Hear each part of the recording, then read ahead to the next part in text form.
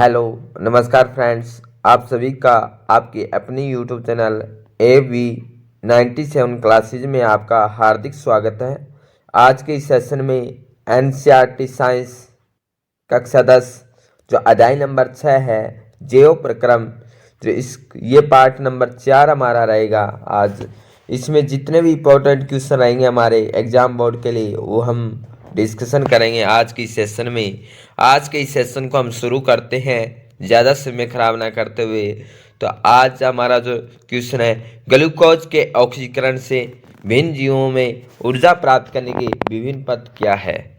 कि ग्लूकोज के ऑक्सीकरण से विभिन्न जीवों में ऊर्जा जो प्राप्त करने के जो विभिन्न पथ क्या है। ग्लूकोज से जो ऑक्सीजन मिलती है विभिन्न जीवों में, उनका जो पथ है, उनका जो रास्ता है, वो कैसे इन ग्लूकोज को विघटन करके ऊर्जा प्रदान करते हैं, ये हमें आंसर में बताना है। तो हमारा आंसर आएगा कि मांसपेशियों में ग्लूकोज ऑक्सीजन की पर्याप्त मात्रा में, जो मांसपेशियां हैं, जो मांसपेशियां जैसे हमारे शरीर में जो मांसपेशियां है वो ऑक्सीजन की पर्याप्त मात्रा में ऑक्सीकृत हो ऊर्जा प्रदान करता है। कि मांसपेशियां हमारे शरीर में, जो मांसपेशी में जो ग्लूकोज है उससे ऑक्सीजन की पर्याप्त मात्रा में ऑक्सीकृत होकर ऊर्जा प्रदान करता है। कि मांसपेशियों में जो ऑक्सीजन की पर्याप्त मात्रा से ऑक्सीकृत होकर क्या प्रदान करता है, ऊर्जा प्रदान करता है। जैसे हम कोई भोजन ग्रहण करते हैं तो हमें क्या मिलती है, तो हम कहेंगे जी उस भोजन से हमें ऊर्जा मिलती है।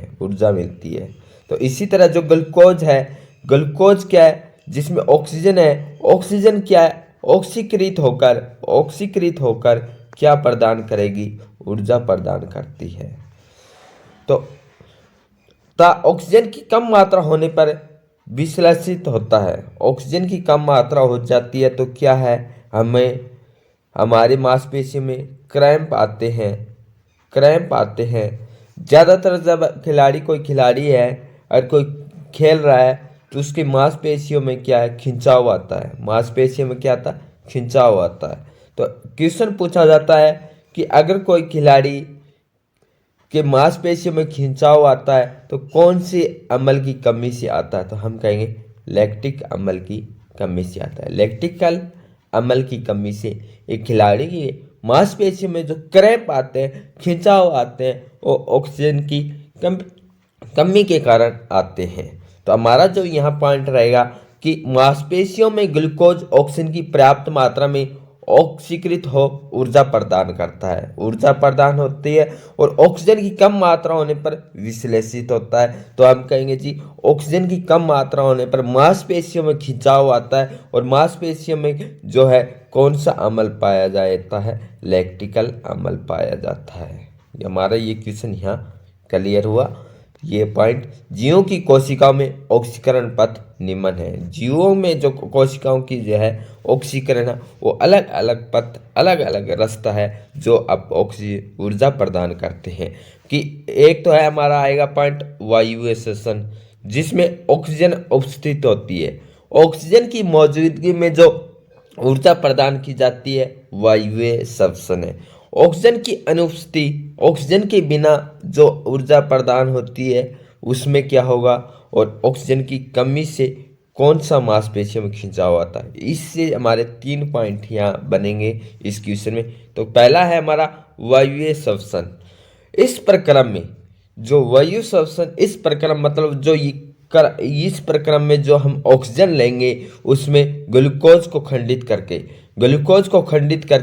जल था CO2 में खंडित कर देती है। इस प्रक्रम में ऑक्सीजन है, ग्लूकोज को क्या करके विघटन करके तोड़कर जल H2O और किसमें CO2 में क्या कर देगी, खंडित कर देगी। ग्लूकोज क्या हमारा रहेगा C6H12O6 ग्लूकोज को किसमें तोड़ा जाएगा, H2 और CO2 में, और किसके द्वारा, ऑक्सीजन के द्वारा।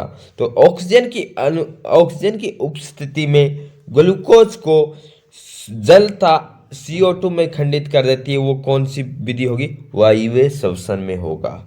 और ऑक्सीजन की पर्याप्त मात्रा में ग्लूकोज विश्लेषित होकर कितने कार्बन पायरेट के अणु में टूटेगा? 3 कार्बन परमाणु पायरेट के 2 अणु में निर्मित करता है। 3 कार्बन परमाणु है पायरेट के कितने 2 अणु में खंडित होगा। वो किस में होगा? हम कहेंगे जी वायवीय श्वसन में होगा। वायवीय श्वसन में ऑक्सीजन ग्लूकोज को किस में तोड़ेगा? जल और CO2 में तोड़ेगा, विघटन करेगा उसको। और किस प्रक्रम में होगा? 3 कार्बन परमाणु किसमें 2 अणु में निर्मित करता है। नेक्स्ट पॉइंट है हमारा अवायवीय श्वसन। अवायवीय श्वसन ऑक्सीजन की अनुपस्थिति में ईस्ट में किण्वन क्रिया करता है। कि क्वेश्चन पूछा जाता है वायु जो था हमने पीछे पढ़ा वो 3 पायरेट कितने 2 अणु में विभाजन करता है। जो अवायवीय श्वसन है जो ऑक्सीजन के बिना ऑक्सीजन की अनुपस्थिति में ये क्रिया ये कहाँ होती है? ईस्ट में होती है। तो क्वेश्चन पूछा जाता है ईस्ट में जो किण्वन प्रक्रिया होती है वो किसकी उपस्थिति में होती है? O2 की उपस्थिति में या O2 की अनुपस्थिति में? हम कहेंगे जी O2 की अनुपस्थिति में क्या होता है? ईस्ट में किण्वन क्रिया होती है। और इसके बाद जो पायरेट इथेनॉल है वो किसका निर्माण करता है? CO2 का। क्वेश्चन ऐसे भी पूछा जा सकता है कि अवायवीय श्वसन है ऑक्सीजन की अनुपस्थिति में ईस्ट में एक किण्वन क्रिया होती है। ईस्ट किण्वन प्रक्रिया होती है, इसमें पायरेट इथेनॉल है किसका निर्माण करता है? Pirate ethanol. और किसका निर्माण होता है? हम कहेंगे जी CO2 का निर्माण होता है। और वायु श्वसन में किसका हुआ था? H2 और CO2 का निर्माण हुआ था। अब आता है नेक्स्ट पॉइंट हमारा ऑक्सीजन की कमी में लैक्टिक अम्ल का निर्माण होता है। एक और है अवायवीय श्वसन में भी जो अवायवीय श्वसन है 2 में होगा। एक तो हमारा ईस्ट में हो रहा है, इससे इथेनॉल और CO2 का निर्माण हो रहा है।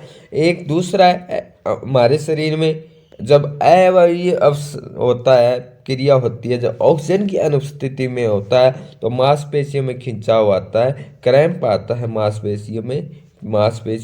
तो वो होता है लैक्टिक अम्ल की कमी से। तो नेक्स्ट पॉइंट हमारा रहेगा, क्वेश्चन रहेगा कि मनुष्य में ऑक्सीजन तथा कार्बन डाइऑक्साइड का परिवहन कैसे होता है? ठीक जी, इंपॉर्टेंट क्वेश्चन रहेगा। इससे रिलेटेड हम जो है मनुष्य और पादपों में अगर बात करें, पादपों में CO2 और O2 का आदान प्रदान किनके द्वारा होता है? तो क्या कहेंगे हम? ये कहेंगे जी CO2 और O2 का जो मनुष्य में ऐसा ही काम होता है वैसा ही पादपों के द्वारा किया जाता है। वो किया जाता है रंध्रों के द्वारा। रंध्रों का काम क्या है? CO2 का ग्रहण करना, CO2 है, CO2 को अंदर ले जाना पादपों में, और O2 को क्या है? बाहर छोड़ना। गैसों का आदान प्रदान है जो पादप है उनमें रंध्रों के द्वारा कार्य किया जाता है। तो मनुष्य में ऑक्सीजन तथा कार्बन डाइऑक्साइड का परिवहन कैसे होता है? मनुष्य में ऑक्सीजन तथा कार्बन डाइऑक्साइड के परिवहन को श्वसन कहते हैं। क्या है? श्वसन किसे कहेंगे? कि मनुष्य में ऑक्सीजन तथा कार्बन डाइऑक्साइड के परिवहन को श्वसन कहेंगे। और इनको जो आवश्यकता अनुसार कोशिकाओं में विघटन करना क्या है? विघटन करना भी श्वसन होता है। और इन CO2 और कार्बन डाइऑक्साइड के परिवहन को श्वसन कहते हैं। इस प्रक्रिया में फेफड़ों के द्वारा संपन्न की जाती है कि CO2 और O2 को अंदर ले जाना, CO2 को बाहर ले जाना, ये कार्य किनका होगा? तो फेफड़ों के द्वारा संपन्न की जाती है। फेफड़ों में सांस के द्वारा पहुंची हुई वायु में क्या होता है? हीमोग्लोबिन। कि फेफड़ों के में सांस के द्वारा जो वायु है O2 है, ऑक्सीजन है, उसमें क्या होता है? हीमोग्लोबिन होता है। हीमोग्लोबिन पाया जाता है। हीमोग्लोबिन क्या होता है? लाल रक्त कण होता है या RBC, रेड ब्लड जो RBC होता है। कि मनुष्य में ऑक्सीजन का कार्बन डाइऑक्साइड के परिवहन को क्या कहते हैं? श्वसन कहते हैं। ये प्रक्रिया किसके द्वारा होती है? फेफड़ों के द्वारा होती है। फेफड़ों के सांस के द्वारा जो O2 ली जाती है उसमें क्या पाया जाता है? हीमोग्लोबिन पाया जाता है। हीमोग्लोबिन और हीमोग्लोबिन को क्या कहते हैं? लाल लाल रक्त कण कहते हैं। ये पॉइंट हमारा क्लियर हुआ यहाँ से। नेक्स्ट पॉइंट हमारा इसमें रहेगा कि ऑक्सीजन को ग्रहण कर शरीर के सभी कोशिकाओं तक पहुंचाता है। इस प्रकार ऑक्सीजन के शरीर प्रत्येक जो ऑक्सीजन है, ऑक्सीजन शरीर के प्रत्येक अंग तक पहुंचता है। इसी प्रकार क्या है, पहले हमारा ऑक्सीजन का काम है, कौन करता है? CO2 और O2 को परिवहन का श्वसन कहते हैं। ये प्रक्रिया फेफड़ों के द्वारा जो होती है, फेफड़ों के सांस के द्वारा जो वायु है वो में क्या होता है? ऑक्सीजन में क्या होता है? हीमोग्लोबिन होता है। और इसी प्रकार ऑक्सीजन शरीर के प्रत्येक अंग तक पहुंचता है। CO2 जो हमारे शरीर से CO2 है, कार्बन डाइऑक्साइड है, जो हमारे शरीर में ग्लूकोज को खंडित कर CO2 है, हमारे शरीर में जो ग्लूकोज है C6H12O6 उसको तोड़ के क्या करती? ऊर्जा प्रदान करती है। और CO2 कार्बन डाइऑक्साइड के रक्त के संपर्क में आने पर उसका प्लाज्मा में घुल जाती है। और CO2 प्लाज्मा के द्वारा पूरे शरीर में पुनः रक्त से वायु में चली जाती है, अंत में नास द्वारा से बाहर कर दी जाती है। तो इसमें हमारा इम्पोर्टेंट क्वेश्चन रहेगा कि मनुष्य में ऑक्सीजन और कार्बन डाइऑक्साइड का परिवहन कैसे होता है? तो हम कहेंगे जो O2 और CO2 का परिवहन को क्या कहेंगे? श्वसन कहेंगे। ये प्रक्रिया कहाँ होगी? फेफड़ों के द्वारा होगी। फेफड़ों में जो वायु ली जाती है उसमें क्या होता है? हीमोग्लोबिन। हीमोग्लोबिन का क्या नाम है? लाल रक्त कण है। ऑक्सीजन को ग्रहण कर शरीर के सभी कोशिकाओं तक पहुँचता है। ऑक्सीजन के शरीर प्रत्येक अंग तक पहुंचाता है, जो शरीर में हमारे ग्लूकोज को खंडित कर क्या करता? ऊर्जा प्रदान करती है। और CO2 रक्त के संपर्क में आने पर क्या है? प्लाज्मा में घुल जाती है। प्लाज्मा के द्वारा पूरे शरीर से पुनः रक्त से वायु में चली जाती है और ये नास द्वारा से बाहर कर दी जाती है। नेक्स्ट पॉइंट है गैसों के विनिमय के लिए मानव फुफ्फुस में अधिकतम क्षेत्रफल को कैसे अभिकल्पित किया गया है?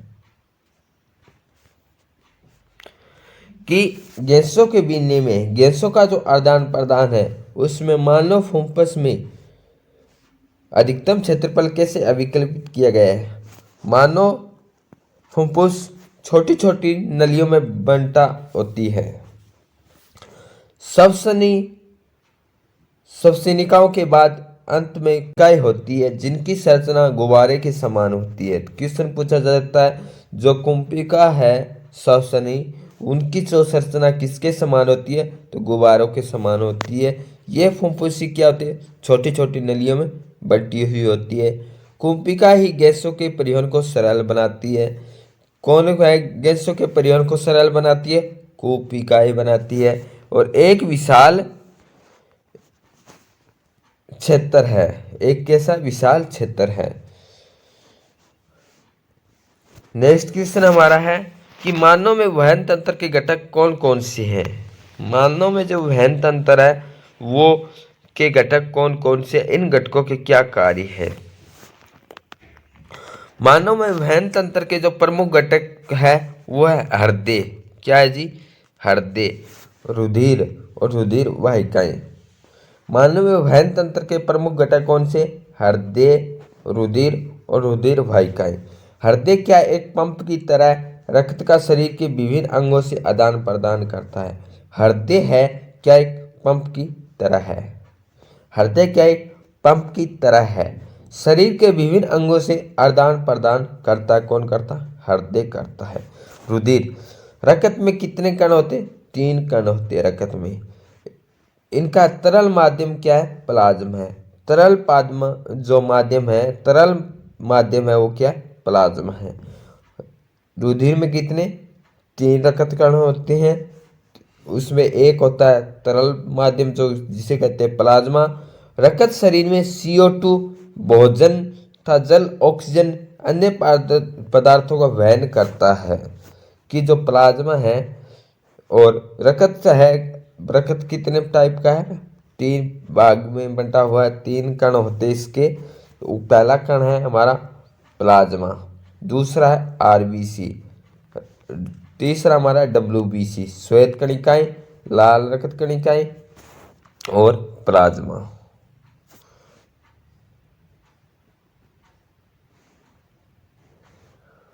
रक्त शरीर में CO2, भोजन, जल, ऑक्सीजन और अन्य पदार्थ का वहन करती है। RBC कोशिकाएं CO2 तथा ऑक्सीजन गैसों तथा अन्य पदार्थों का भी वहन करता है। RBC किसका करता है? CO2 और ऑक्सीजन गैसों का और अन्य पदार्थों का वहन करता है। एक स्थान, वहन मतलब जो परिवहन का काम होता है, एक स्थान से दूसरे स्थान है। जो ऐसे ही हमारे जो है RBC एक स्थान, जो एक अंक से दूसरे अंक तक ले जाने का काम कौन करती है? RBC। कौन सा? CO2 और ऑक्सीजन का। WBC का क्या काम है? जो श्वेत कोशिकाएं हैं उनका क्या काम है? जो बाहर से, शरीर के बाहर से जो आ रहे जीवाणु हैं उनको लड़ने का जो क्षमता किसकी होती है? WBC। जो बाहर जीवाणु है उनको जो रोकथाम के लिए जो कौन सुरक्षा करता है हमारे शरीर की? WBC करता है। प्लेटलेट्स चोट लगने पर रक्त को बहने से रोकता है। तीन भाग थे हमारे, RBC, WBC और प्लेटलेट्स। और जो क्या है, रक्त क्या है? एक तरल माध्यम प्लाज्मा होता है। नेक्स्ट क्वेश्चन हमारा कि स्तनधारियों था पक्षियों में ऑक्सीजनित था विऑक्सीजनित रुधिर को अलग करना क्यों आवश्यक है? जो स्तनधारी है और पक्षियों में जो ऑक्सीजन है या विऑक्सीजन मतलब ऑक्सीजन और बिना ऑक्सीजन वाले रक्त को अलग करना क्यों आवश्यक है? इंपॉर्टेंट क्वेश्चन है जी हमारा ये कि स्तनधारियों था पक्षियों को अधिक ऊर्जा की आवश्यकता होती है। स्तनधारी और पक्षी है उनको किसकी आवश्यकता होती है? अधिक ऊर्जा की आवश्यकता होती है। ग्लूकोज C6H12O6 ग्लूकोज का सूत्र होता है। इसको खंडित होने पर प्राप्त जो है किसकी आवश्यकता होती है? ऊर्जा की आवश्यकता होती है। खंडन की ऑक्सीजन की आवश्यकता होती है। ऑक्सीजन तथा विऑक्सीजन जनित रक्त को अलग करके शरीर की इतनी ज़्यादा मात्रा में ऊर्जा उपलब्ध करा सकते हैं कि ऑक्सीजन है, ऑक्सीजन को जो एक तो वो ऑक्सीजन होती है उसमें रक्त में, एक होती है बिना ऑक्सीजन के उसमें, तो उनको अलग करने के लिए, अलग करना इसलिए ज़रूरी है क्योंकि अगर अब बिना ऑक्सीजन वाला है तो हमें क्या ऊर्जा नहीं मिलेगी। जो ऑक्सीजनित है वो अगर हमारे शरीर में होगा तो उससे क्या हमें ऊर्जा मिलेगी, इसलिए उसको अलग करना आवश्यक है। उच्च संगठित पादप में वहन तंत्र के घटक क्या क्या है? जो उच्च संगठित पादप है, पौधे हैं, उसमें वहन तंत्र, जैसे हमारे मनुष्य में वहन तंत्र कौन से थे? हमारे शरीर में वहन तंत्र है वो क्या थे? हृदय था। वहन तंत्र है, हृदय क्या काम करता है?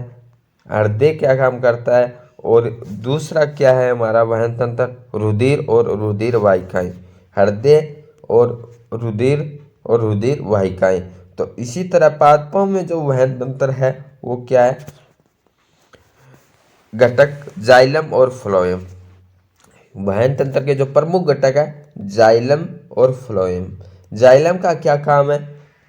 जड़ों से पौधों को पानी पहुंचाने का जो काम है किसके द्वारा होता है? जाइलम। जैसे जड़ है, याद रह सकता है। फिर है फ्लोएम। फ्लोएम का क्या काम होता है? जो पादपों को जो भोजन है, भोजन प्रदान कराने का काम किसका होता है? फ्लोएम। जो पादप भोजन क्या होता है? फ्रूट मान सकते हैं हम, फ्रूट। जो फ्रूट है फैसे फ्लोएम, फैसे फ्रूट मतलब भोजन। जैसे जल और जैसे जाइलम। पादप में जल और खनिज लवण का वहन कैसे होता है? इंपॉर्टेंट क्वेश्चन है हमारा।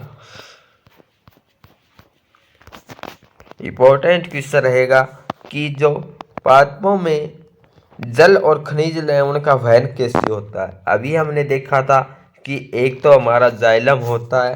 क्या होता है पादपों में? एक तो जाइलम होता है और एक होता है फ्लोएम। जाइलम क्या काम करता है? जल लेके जाता है। फ्लोएम क्या लेके जाता है? पादपों के लिए भोजन लेकर जाता है। ये दो हमारे थे जो वहन तंत्र का काम करते हैं पादपों में। तो अभी हम इस क्वेश्चन को पढ़ते हैं। इस क्वेश्चन में इनके बारे में क्या विस्तार से बताया है। तो पादपों में जल और खनिज लवण का वहन कौन करते हैं? जाइलम ऊतक करता है। जाइलम ऊतक करता है। जल और खनिज लवण का जो है कौन? जाइलम। जड़ों की कोशिका मृदा के अंदर होती है। जड़ों की जो कोशिकाएं हैं किसके? मिट्टी के अंदर होती है। आयनों का आदान प्रदान करती है। जड़ और मृदा में जड़ के आयन एक अंतर उत्पन्न करता है। जो जड़ है और मृदा है एक क्या? एक आयनों का एक अंतर उत्पन्न करता है। इस अंतर को समाप्त करने के लिए जल गति करते हुए जड़ के जाइलम में जाती है। किसके? जड़ के। जो जल गति करते हुए किसके? जड़ के जाइलम में जाता है और जल के स्तंभ का निर्माण करता है, जो लगातार ऊपर की ओर धकेलता है। ऊपर की ओर धकेला जाता है और दाब जल को ऊपर की तरफ पहुंचा नहीं सकता।